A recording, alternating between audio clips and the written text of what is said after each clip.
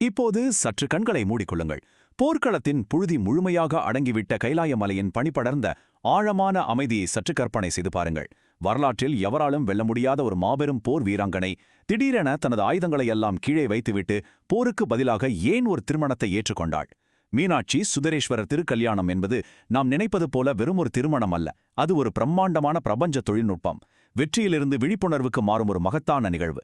ஒரு ராஜ்யத்தை ஆழ்வதிலிருந்து ஒட்டுமொத்த பிரபஞ்சத்தின் யதார்த்தத்தையே நிர்வகிக்கும் நிலைக்கு மாறும் ஒரு பிரம்மாண்டமான பரிணாம வளர்ச்சி. அதைத்தான் நாம் இந்த ஆழமான அலசலில் விரிவாக பார்க்கப் போகிறோம். இதை முழுமையாக புரிந்து கொண்ட பிறகு மதுரை மீனாட்சியம்மன் கோவிலையோ அல்லது ஒரு திருமண நிகழ்வையோ நீங்கள் இதுவரை பார்த்த அதே சாதாரண கண்ணோட்டத்தில் நிச்சயம் பார்க்கவே மாட்டீர்கள். Welcome. We begin a new journey through the ages.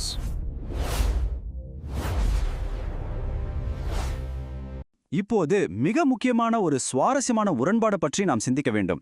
ஒரு வீராங்கனை சரணடைந்தாளா அல்லது ஒரு மகாராணி பரிணாம வளர்ச்சி அடைந்தாளா?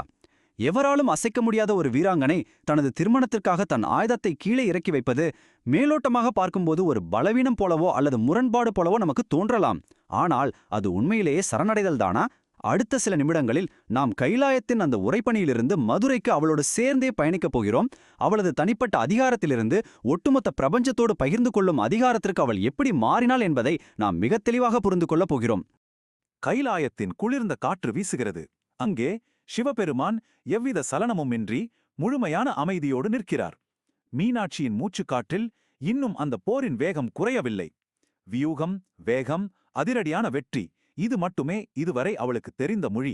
ஆனால் சாம்பல் பூசிய இந்த யோகியின் அசையாத அமைதி அவளுக்கு ஒரு பலவீனமாக தெரியவில்லை. மாறாக அது அவளால் எப்படி எதிர்கொள்வது என்று இதுவரை அறிந்திராத ஒரு ஆழமான சக்தியாக, ஒரு நங்கூரமாக தெரிகிறது. அவள் பிறப்பின்போது கூறப்பட்ட அந்த ரகசியமான தீர்க்க தரிசனம் இதோ இந்த நொடியில் நிஜமாகிறது. அந்த தருணத்தில் அவளுக்குள் மிக நுட்பமான ஒரு மாற்றம் நிகழ்கிறது. அவளது மூன்றாவது தனம் மறைகிறது. ஒரு நொடியில் அவளது உடல் தன்னைத்தானே மாற்றி எழுதிக் கொள்கிறது. பல நூற்றாண்டுகளாக இது ஒரு அற்புதமாகவே பக்தர்களால் பார்க்கப்படுகிறது, இல்லையா? ஆனால் இதன் உண்மையான ஆழமான தத்துவம் என்ன தெரியுமா? அவளிடம் இருந்த அந்த அதீதமான உலகங்களை வென்ற வெளிநோக்கிய ஆற்றல் இப்போது உள்நோக்கி திரும்பி ஒரு மையமான சமநிலையான கருணையாக உருமாறுகிறது. இங்கு அந்த வீராங்கனை தோற்கடிக்கப்படவில்லை, அவள் முழுமையடைகிறாள். இது சரணடைதல் கிடையாது, இது அவளது பரிணாம வளர்ச்சி. அந்த அமைதியான தருணத்தில் அவளுக்குள் ஓடிய ஆழமான எண்ணம் ஓட்டம் இதுவாகத்தான் இருந்திருக்கும். நான் உலகத்தையே வென்றுவிட்டேன், ஆனால் என் உள்ளத்தை முழுமையாக்கும் ஒருவரை காணாமல் வெளியே உள்ள அனைத்தையும் ஆள்வதில் என்ன பயன்? ஒரு உண்மையான மகத்தான ஆட்சி என்பது வெறும் நிலங்களை ஆள்வது மட்டுமல்ல, தன் உள்ளீடான ஆற்றலை சரியாக சமன்படுத்துவதில்தான் முழுமை அடைகிறது என்பதை மீனாட்சி ஆழமாக உணர்கிறாள். இதுவரை வெளியே உள்ள உலகை தன் தனிப்பட்ட அதிகாரத்தால் ஆண்டவள் இப்போது ஆகாயம் போன்ற அகண்ட விழிப்புணர்வோடு தன்னை இணைத்துக் கொள்ள தயாராகிறாள். அவர்களுக்கு இடையிலான அந்த அமைதியான உரையாடலை சற்று உற்று நோக்குங்கள். சிவபெருமானும் அவளை அடக்க நினைக்கவில்லை. தமக்கு நிகராக நிற்கத் தகுதியான ஒரு ஆழமான சக்தியாகவே அவளை பார்க்கிறார். அவளது கண்களில் உள்ள நெருப்பையும் அவளது அளப்பரிய ஆற்றலையும் அவர் முழுமையாக அங்கீகரிக்கிறார். அவர்கள் வெற்றி பெற்றவர் தோற்றவர் என்ற நிலையில் இங்கே சந்திக்கவில்லை. அவர்கள் ஒரு பிரபஞ்ச சமன்பாட்டின் இரண்டு சரிபாதி சக்திகளாக ஒன்றுக்கொண்டு இணையாக பிரம்மாண்டமான சமநிலையை அடைகிறார்கள். இந்த அமைதியான சந்திப்பில் வார்த்தைகளுக்கு அப்பாற்பட்ட ஆழமானதொரு ஆன்மீக புரிதல் நிகழ்கிறது. இப்போது இந்த நிகழ்வு எப்படி ஒட்டுமொத்த நிலப்பரப்பையும் அதன் ஆற்றலையும் மாற்றுகிறது என்பதை பார்ப்போம். கைலாயத்திலிருந்து தெற்கே மதுரைக்கு களம் மாறுகிறது.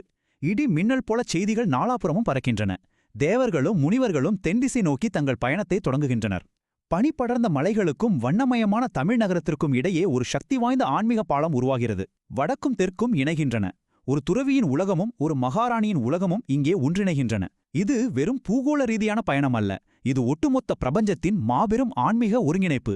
மதுரை நகரம் தன்னை எப்படி தயார்படுத்திக் கொள்கிறது என்று கற்பனை செய்து பாருங்கள். வெறும் வீதிகள் அலங்கரிக்கப்படுவது மட்டுமல்ல, மதுரை ஒரு உயிருள்ள உடம்பைப் போல செயல்படத் தொடங்குகிறது. தெருக்களில் மங்கள ஒளிகள், வேத மந்திரங்கள் மற்றும் மக்களின் பக்தி அலைகள் நாலாபுரமும் காற்றில் கலக்கின்றன. இந்த பிரபஞ்ச இணைப்பிற்காக தன் கட்டிடக் கலையாலும் ஒளியாலும் இந்த நகரமே தனது நரம்பு மண்டலத்தை மறுசீரமைத்துக் கொள்கிறது என்றுதான் சொல்ல வேண்டும். ஒரு மனித மூளை புதிய சிந்தனைகளுக்கு ஏற்ப தன்னை தானே மாற்றிக்கொள்வது போல மதுரை தன்னை முழுமையாக உருமாற்றிக் கொள்கிறது. சரி, இப்போது விஷயத்தை சற்று ஆழமாக பிரபஞ்சத்தின் குவாண்டம் தளத்திற்கு சென்று பார்ப்போம். வானத்திலிருந்து மதுரை மீனாட்சி அம்மன் கோவிலை பார்ப்பதாக கற்பனை செய்து கொள்ளுங்கள். அங்கு உயர்ந்து நிற்கும் கோபுரங்கள் வெறும் அலங்கார கற்கள் அல்ல, அவை ஃப்ராக்டல் வடிவங்கள் எனப்படுகின்ற தன்னைத்தானே பிரதிபலிக்கும் வடிவங்கள். அதாவது ஒரு சிறிய அணு எப்படி பிரபஞ்சத்தை பிரதிபலிக்கிறதோ அதுபோல கோபுரத்தின் ஒவ்வொரு அடுக்கும் தனக்கு கீழுள்ள அடுக்கின் வடிவத்தை மிக நுட்பமாக பிரதிபலிக்கிறது. இது ஒரு பிரம்மாண்டமான பிரபஞ்ச குறியீடு. இது ஏதோ தற்செயலாக அமைக்கப்பட்டதல்ல, பிரபஞ்ச ஆற்றலை உள்வாங்கும் மிக நுட்பமான கணக்கீடு. திருமணத்தின் போது இறைவனும் இறைவியும் கோவிலைச் சுற்றி வலம் வரும்போது அவர்களுக்கு பின்னால் செல்லும் பல்லாயிரக்கணக்கான பக்தர்களும் ஒரு நகரும் மண்டலமாக மாறுகிறார்கள். அந்த பிரகாரம் என்னும் கண்ணுக்குத் தெரியாத மின் சுற்றுப்பாதையில் பாயும் எலக்ட்ரான்களைப் போல மக்களின் உடல்கள் ஒரு மாபெரும் ஆற்றல் சுழற்சியை உருவாக்குகின்றன. அங்கு நடக்கும் ஒவ்வொரு அடியும் ஒவ்வொரு நகரவும் ஒரு பிரபஞ்ச சுழற்சியின் மறு உருவாக்கம்தான். இது சாதாரணமாக பார்க்க முடியாத, நம்மை வியக்க வைக்கும் ஒரு ஆழமான ஆன்மீக அறிவியல். குவாண்டம் இயற்பியலில் கூறப்படும் ரெசோனன்ட் கேவிட்டி, அதாவது ஒத்ததிர்வு குழி போலதான் இந்த கோவில் செயல்படுகிறது. ஆயிரக்கணக்கானவரின் காலடி ஓசைகள், அவர்களின் மூச்சுக்காற்றில் கலந்த பக்திபூர்வமான மந்திர உச்சரிப்புகள், இவை அனைத்தும் அந்த கருங்கற்களில் பட்டு பல மடங்காக எதிரொலித்து ஒரு மாபெரும் பக்தி அலையாக உருவெடுக்கின்றன. அந்த அதிர்வுகள் நம் மனதிற்குள் ஆழமாக ஊடுருவி ஒட்டுமொத்த மக்கள் திரளையும் அவர்களுடைய உணர்வுகளையும் ஒரே நேர்கோட்டில் ஒருங்கிணைக்கிறது. இது ஒளியும் கட்டிடக்கலையும் இணையும் ஒரு பிரம்மாண்டமான தொழில்நுட்பம். இதை மேலும் ஆழமாக புரிந்து கொள்ள குவாண்டம் என்டாங்கிள்மெண்ட் எனப்படும் குவாண்டம் பிணைப்பு என்ற கருத்தோடு ஒப்பிட்டு பார்ப்போம். பல யுகங்களாக பிரிந்திருந்த இரண்டு துகள்கள் போன்றவர்கள் சிவனும் மீனாட்சியும்.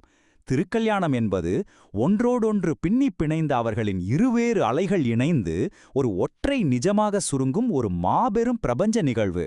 அவர்கள் சேரக்கூடும் என்ற பல சாத்தியக்கூறுகள் முடிந்து அது வாழும் உண்மையாக மாறும் புள்ளி இதுதான். இருவேறு தனித்துவமான அடையாளங்கள் உருகி ஒரு ஒற்றை பிரபஞ்ச யதார்த்தமாக மாறும் தருணம் அது. இந்த திருமணச் சடங்குகள், அதாவது மாங்கல்யம் அணிவிப்பது, அக்னியை வலம் வருவது போன்றவை வெறும் சமூகச் சம்பிரதாயங்கள் அல்ல. அவை ஒரு கணினியின் குறியீடுகளைப் போல பிரபஞ்சத்தின் ஆற்றல்களை மறுசீரமைக்கும் மிக நுட்பமான கட்டளைகள்.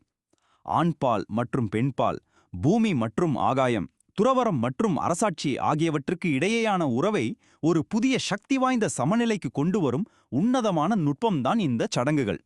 ஒவ்வொரு மந்திரமும் ஒவ்வொரு செயலும் பிரபஞ்ச சமன்பாட்டை சரிசெய்யும் கருவிகளாக செயல்படுகின்றன. இதில் மிக முக்கியமான விஷயம் என்னவென்றால், இந்த திருமணத்திற்கு பிறகு மீனாட்சியின் ஆட்சி முறை முற்றிலும் மாறுகிறது. அதுவரை மேலிருந்து கீழ்நோக்கிய செங்குத்தான அதிகாரமாக தனியொரு மகாராணியாக அவளது ஆட்சி இருந்தது.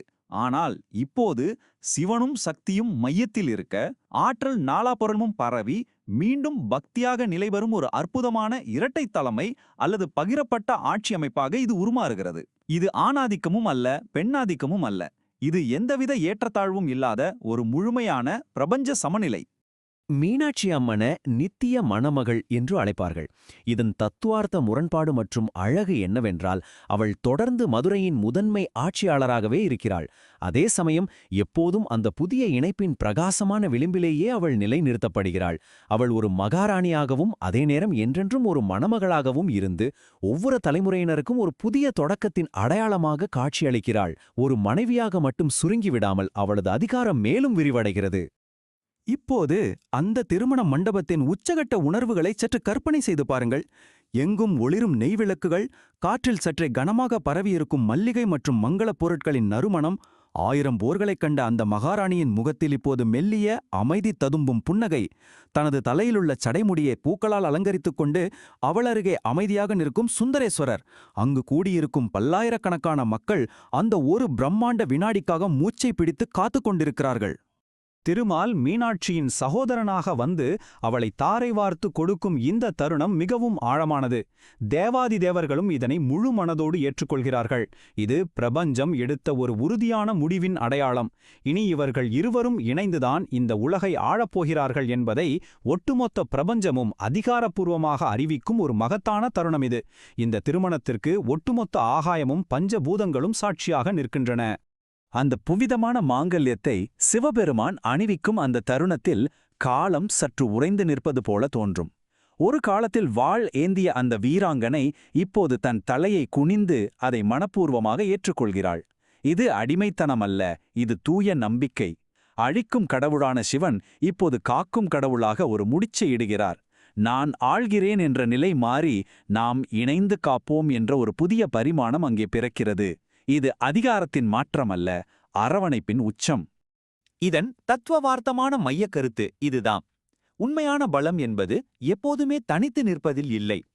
சரணடைதல் என்பது இங்கே எப்படி பரிணாம வளர்ச்சியாக மாறுகிறது என்பதை பார்த்தோம். ஒரு அமைப்போ அல்லது ஒரு குடும்பமோ அல்லது நம் அகவாழ்க்கையோ அதிலுள்ள வேறு முரண்பட்ட சக்திகள் தங்களுக்குள் போரிடுவதை நிறுத்திவிட்டு ஒன்றுக்கொன்று இணக்கமாக சுழலத் தொடங்கும்போதுதான் உண்மையான நிரந்தரமான சமநிலை உருவாகிறது. அதற்கான ஆகச்சிறந்த வாழும் உதாரணமே மீனாட்சி சுந்தரேஸ்வரர் இணைவு. எல்லாம் இவ்வளவு பிரம்மாண்டமாக நேர்த்தியாக நடந்து முடிந்துவிட்டது. ஆனால் ஒரு நிமிடம், இந்த முழுமையான பிரபஞ்ச திருமணத்தில் கலந்து கொள்ளாமல் ஒரு முக்கிய விருந்தினர் தவற விட்டுவிட்டார். அவர் யார் தெரியுமா? திருமாலின் இன்னொரு வடிவமாக கருதப்படும் அழகர் மலையின் நாயகனான கள்ளழகர். தன் அருமை தங்கையின் திருமணத்தை காண அவர் அத்தனை ஆசையோடு கிளம்பியும் வைகை ஆற்றை வந்தடையும் போது திருமணம் முடிந்து விடுகிறது. அத்தனை பெரிய பிரபஞ்ச நிகழ்வுக்கு அவர் ஏன் தாமதமானார்? இது ஒரு மாபெரும் கேள்விக்குறியாகவே நிற்கிறது. ஒருவேளை அந்த சடங்கில் ஒரு சகோதரனின் இடத்தை வேறொருவர் நிரப்ப வேண்டிய கட்டாயம் இருந்ததா, அல்லது காலமும் விதியும் இறைவனுக்கே அப்பாற்பட்டதா? கள்ளழகரின் இந்த தாமதமான பயணம் நமக்கு உணர்த்தும் ரகசியம் என்ன? இப்படி பல ஆழமான கேள்விகள் மிஞ்சுகின்றன. பிரபஞ்சத்தின் இந்த அற்புதமான நாடகத்தில் இதுவும் ஒரு சுவாரஸ்யமான முடிச்சு. இதற்கான விடையை நாம் தேடும்போது இன்னும் பல உண்மைகள் வெளிவரும். அந்த ரகசியங்களை நாம் அடுத்த பதிவில் விரிவாக காண்போம். அதுவரை தொடர்ந்து இணைந்திருங்கள்.